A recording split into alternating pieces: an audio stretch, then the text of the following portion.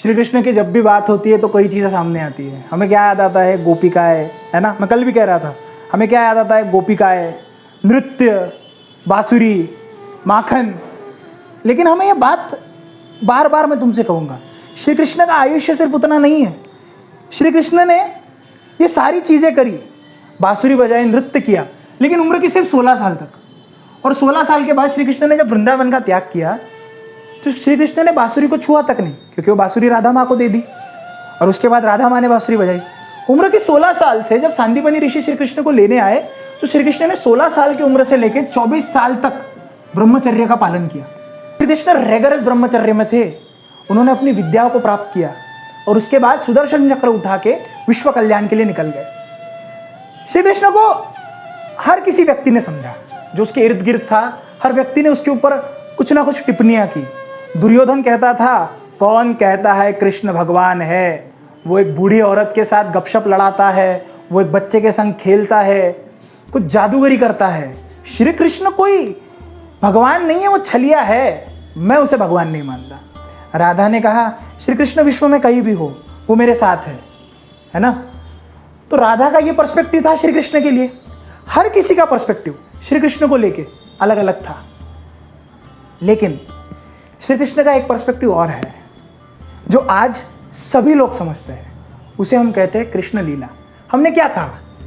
हमने श्री कृष्ण को लीला पुरुषोत्तम कहा। श्री राम को हमने मर्यादा पुरुषोत्तम कहा, श्री कृष्ण को लीला पुरुषोत्तम कहा। लीला पुरुषोत्तम का मतलब क्या होता है? लीला का मतलब होता है प्लेफुलनेस, कि आप कुछ भी करो लेकिन आप हंसते रहो। कुछ भी करो। जब युद्ध चल रहा था, कृष्ण उस समय भी हंस रहे थे। जब यादवों का नाश हो रहा था, श्री कृष्ण उस समय भी हंस रहे थे।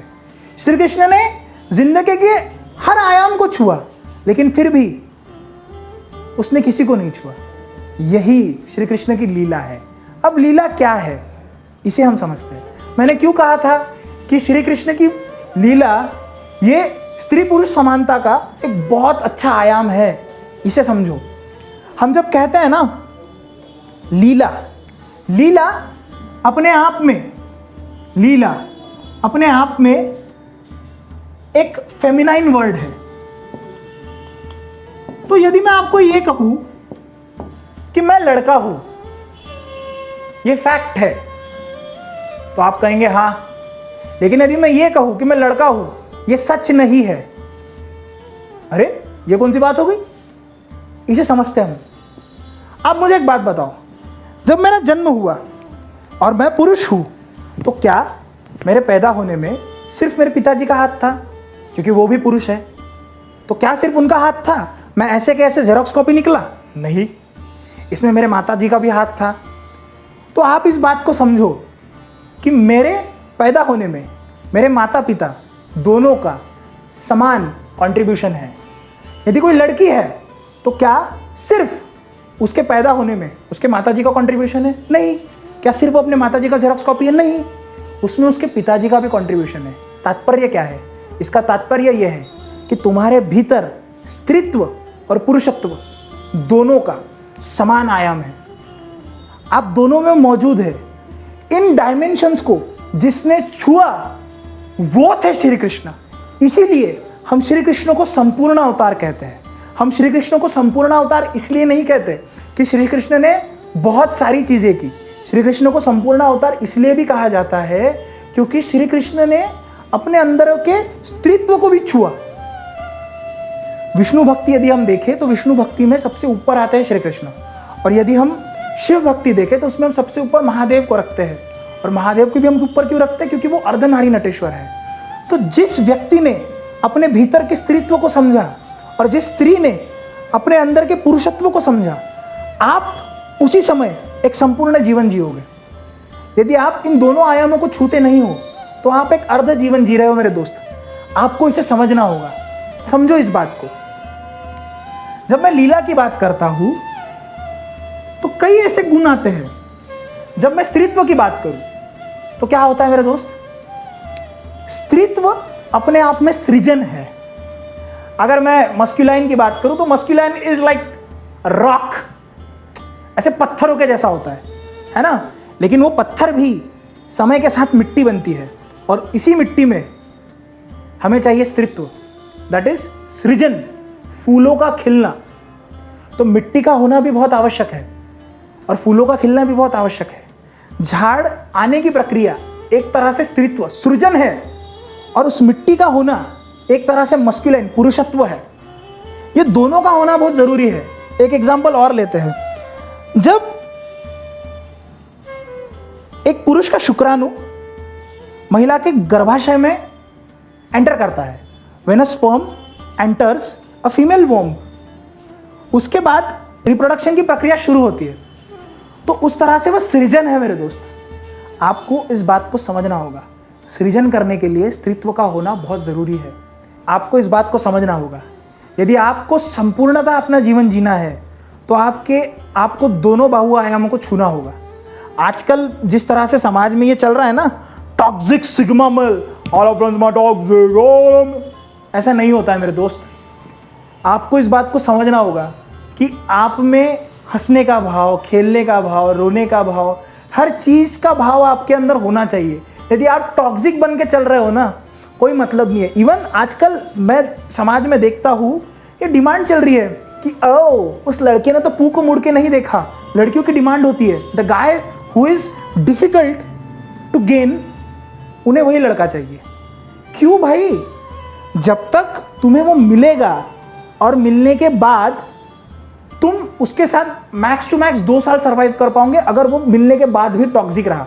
तुम ये सोच के उसके पास जाते हो कि मैं उसे सुधार दूंगी, लेकिन वो सुधरता नहीं है क्योंकि वो नेचुरली टॉक्सिक है। और फिर उस लड़के को समझ में आता है कि भाई टॉक्सिक रहना ही सब कुछ नहीं होता है, और तब तक बहुत समय निकल जाता है। तो आपको प्लेफुल रहना है जिंदगी भर, यही कृष्ण की लीला है। मैं आपको एक कहानी सुनाता हूँ। महाभारत का युद्ध जब खत्म हुआ, महाभारत का युद्ध खत्म होने के बाद जब गांधारी माता जब आई और गांधारी माता ने श्री कृष्ण से कहा कि सुनो कृष्ण, तुम भगवान थे, तुम इस युद्ध को रोक सकते थे, तुमने फिर भी इस युद्ध को नहीं रोका, तो मैं तुम्हें श्राप देती हूँ कि जिस तरह से मेरे वंश का नाश हुआ उसी तरह से तुम्हारे यदुवंश का भी नाश होगा।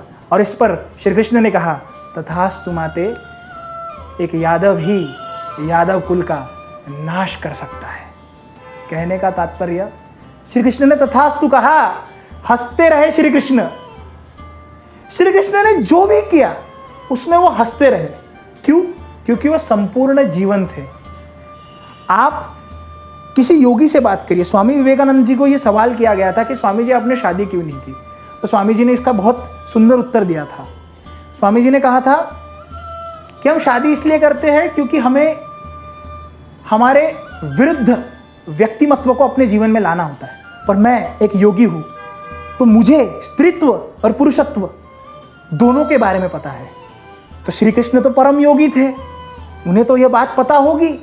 जिस दिन आपको ये समझ जाएगा कि आपके अंदर स्त्रीत्व और पुरुषत्व दोनों चीज़ें एक साथ मौजूद है, याद रखना, आप कुछ भी करो, कुछ भी, आप डांस करो, आप ज़बरदस्त करोगे, आप पोएम लिखो, आप ज़बरदस्त करोगे, आप कुकिंग करो, आप ज़बरदस्त करोगे, आप टीचिंग करो, आप ज़बरदस्त करोगे, आप ब्लॉग्स लिखो, आप ज़बरदस्त करोगे, आप लीडरशिप क्वालिटी रखो, आप ज़बरदस्त करोगे, सही मायने में करोगे। मैं सही कह रहा हूँ आपको।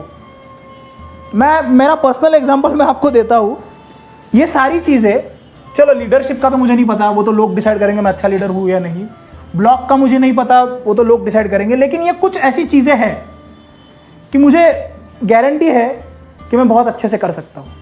कारण, इसका कारण ये नहीं है कि मैंने अपने स्त्रीत्व को छुआ है।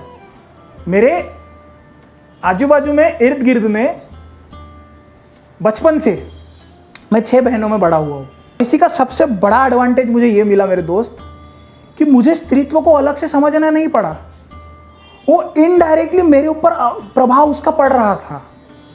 तो जिस समय पे आपको ये समझ जाएगा कि किसी भी शेर को शिकार करना शेर नहीं सिखाता, वो शेरनी ही सिखाती है, उस दिन आपको समझ जाएगा।